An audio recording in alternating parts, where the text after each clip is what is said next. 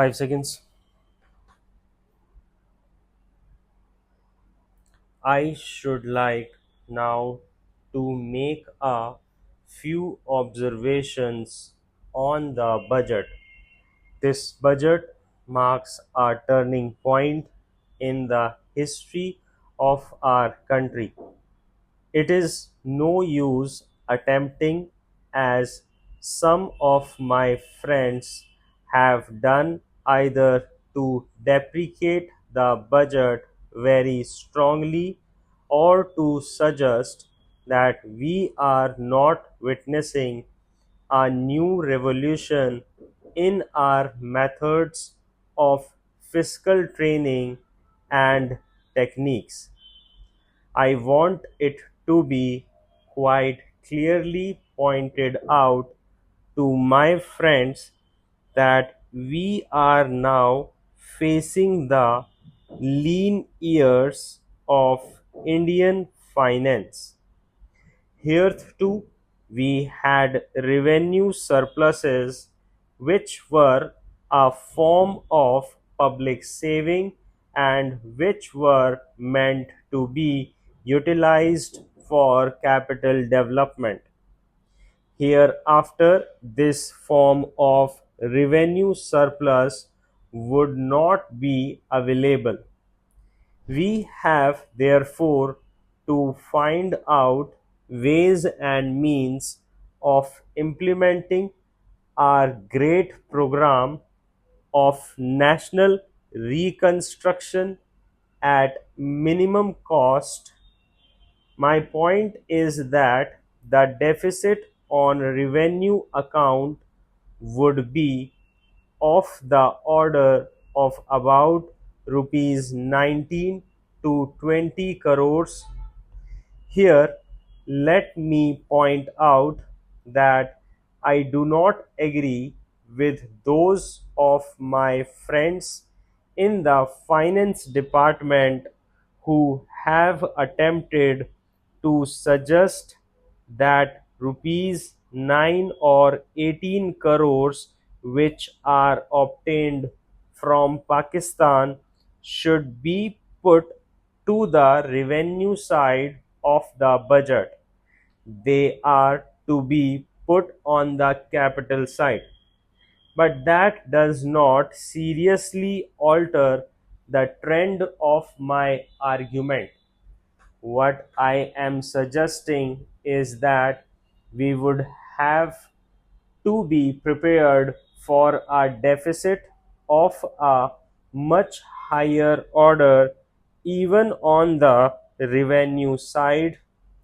That itself should make us realize that there are very many problems which we have to face and that we have to undertake ways and means of increasing the resources of our country so that it may be possible for us to have a greater amount of surplus, of a greater amount of public saving for the purpose of financing capital development.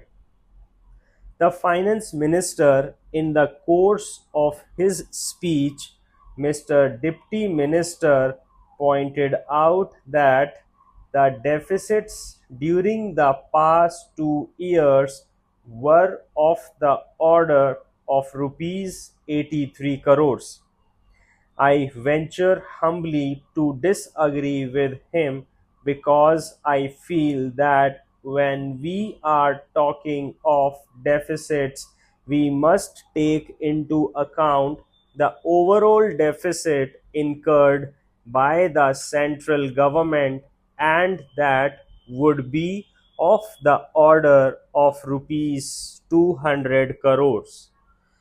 During the years of relatively light expenditure, we had a shortfall of about rupees 200 crores. Undoubtedly, now when we are going to have a very great amount of expenditure, we might have a greater amount of deficit, and we would have to find out ways and means of trying to meet our capital expenditure. Some members have pointed out that deficit financing is good. Others have pointed out that it is poison. One honorable member who preceded me pointed out that it could be taken like a tonic. Now, I am not willing to enter into the merits of deficit financing or demerits of deficit financing in an academic spirit. The right has now come when we should face realities. I do suggest that we have to indulge in deficit financing, because without indulging in deficit financing, it would not be possible for us to indulge in capital expenditure on such a large scale. But when we are talking of the scope of deficit financing, I would like to place before the House and the Finance Minister the two great limitations with which face us.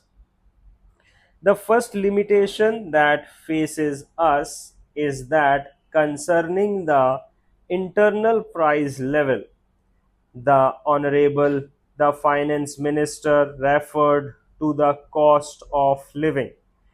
He said that he was going to keep a watch over the cost of living so that it may not shoot up within a short period and make a mess of the plans of capital development. But there is another limitation which has also to be borne in mind, a limitation which has also to be borne in mind, a limitation which has not received as much notice as it should have done in all the discussions that have taken place on deficit financing. The limitation is the external limitation, or the limitation which arises on account of our balance of payments position. I think this is as important, Mr. Deputy Speaker, as the internal price level, and I should like to elaborate that particular point a bit more, because I feel that a time will shortly arrive when we might have either to reconsider our policy, or might even have to leave the sterling club of which we are a member. The second serious limitation is as serious as the first. What would be the consequences of deficit financing in our balance of payments?